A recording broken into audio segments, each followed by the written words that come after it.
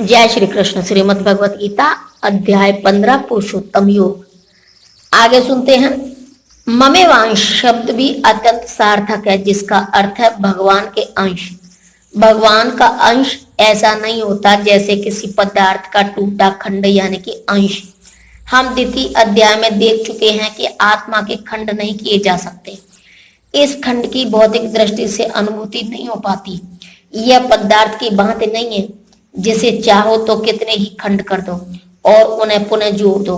ऐसी विचारधारा यहाँ पर लागू नहीं होती, क्योंकि संस्कृत के सनातन शब्द का प्रयोग हुआ है। वे विनाश सनातन है। द्वितीय अध्याय के प्रारंभ में यह भी कहा गया है कि प्रत्येक व्यक्ति के शरीर में भगवान का अंश विद्यमान है। वह अंश जब शारीरिक बंधन से मुक्त हो जाता है तो आध्यात्मिक आकाश में, वैकुंठ लोक में अपना आदि उठाता है। किंतु ऐसा समझा जाता है कि जीव भगवान का अंश होने के कारण गुणात्मक दृष्टि से भगवान के ही समान है, जिस प्रकार स्वर्ण के अंश भी स्वर्ण होते हैं। इस संसार में जीव अपनी देहात्म बुद्धि को एक शरीर से दूसरे में उसी तरह ले जाता है जिस तरह वायु सुगंधी को ले जाती है। इस प्रकार वह एक शरीर धारण करता है और फिर इसे त्याग कर दूसरा शरीर धारण करता है। तात्पर्य, यहाँ पर जीव को ईश्वर अर्थात अपने शरीर का नियामक कहा गया है। यदि वह चाहे तो अपने शरीर को त्याग कर उच्चतर योनि में जा सकता है और चाहे तो निम्न योनि में जा सकता है। यहाँ पर जीव को ईश्वर अर्थात अपने शरीर का नियामक कहा गया है। यदि वह चाहे तो अपने शरीर को त्याग कर उच्चतर योनि में जा सकता है और चाहे तो निम्न योनि में जा सकता है। इस विषय में उसे थोड़ी स्वतंत्रता प्राप्त है। शरीर में जो परिवर्तन होता है वह उस पर निर्भर करता है। मृत्यु के समय वह जैसी चेतना बनाए रखता है वही उसे दूसरे शरीर तक ले जाती है।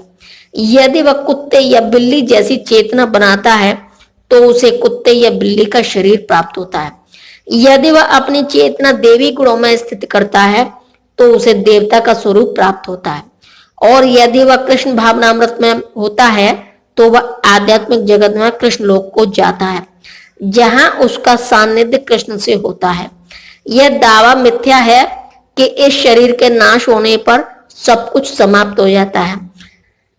आत्मा एक शरीर से दूसरे शरीर में देहांतरण करता है और वर्तमान शरीर तथा वर्तमान कार्यकलाप ही अगले शरीर का आधार बनते हैं।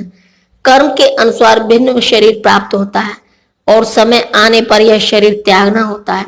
यहाँ यह कहा गया है कि सूक्ष्म शरीर जो अगले शरीर का बीज वहन करता है, अगले जीवन में दूसरा शरीर निर्माण करता है। एक शरीर से दूसरे शरीर में देहांतरण की प्रक्रिया तथा शरीर में रहते हुए संघर्ष करने को कर्षति अर्थात जीवन संघर्ष कहते हैं।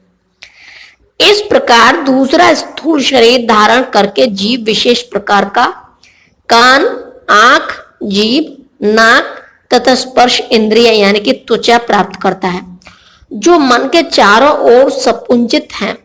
इस प्रकार वह इंद्रिय विषयों के एक विशिष्ट समुच्चय का भोग करता है।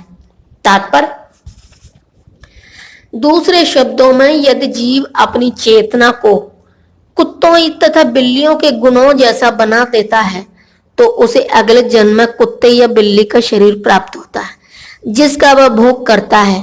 चेतना मूलतः जल के समान विमल होती है, लेकिन यदि हम जल से रंग मिला देते हैं तो उसका रंग बदल जाता है।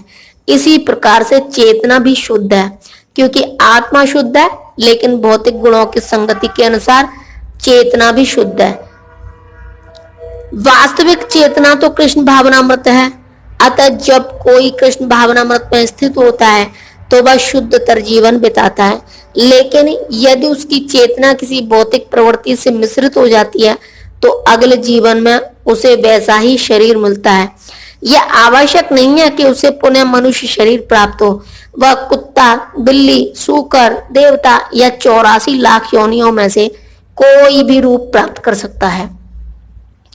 मूर्ख न तो समझ पाते हैं कि जीव किस प्रकार अपना शरीर त्याग सकता है, नहीं वे ये समझ पाते हैं कि प्रकृति के गुणों के अधीन वह किस तरह शरीर का भोग करता है, लेकिन जिसकी आंखें ज्ञान में प्रशिक्षित होती हैं वह यह सब देख सकता है। तात्पर्य, ज्ञान चक्षुष शब्द अत्यंत महत्वपूर्ण है। बिना ज्ञान के कोई न तो समझ सकता है कि जीव शरीर को किस प्रकार त्यागता है, और नहीं यह कि वह अगले जीवन में कैसा शरीर धारण करने जा रहा है, अथवा यह कि विशेष प्रकार के शरीर में क्यों रह रहा है।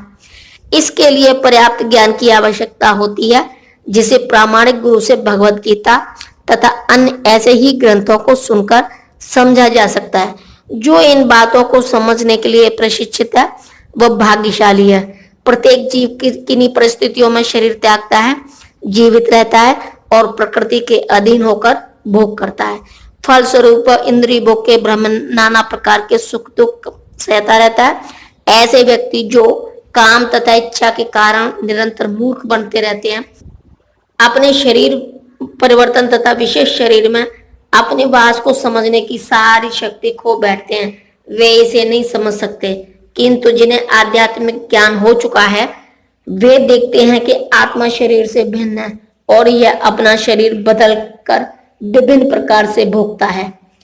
ऐसे ज्ञान से युक्त व्यक्ति समझ सकता है कि इस संसार में बद्ध जीव किस प्रकार कष्ट भोग रहा है। ऐसे ज्ञान से युक्त व्यक्ति समझ सकता है कि इस संसार में बद्ध जीव किस प्रकार कष्ट भोग रहे हैं। अतः जो लोग कृष्ण भावनामृत में अत्यधिक आगे बढ़े हुए हैं वे इस ज्ञान को सामान्य लोगों तक पहुंचाने में प्रयत्नशील रहते हैं, क्योंकि उनका बद्ध जीवन अत्यंत कष्टप्रद रहता है। उन्हें इसमें से निकाल कर कृष्ण भावना भावित होकर आध्यात्मिक लोक में जाने के लिए अपने को मुक्त करना चाहिए। जय श्री कृष्ण।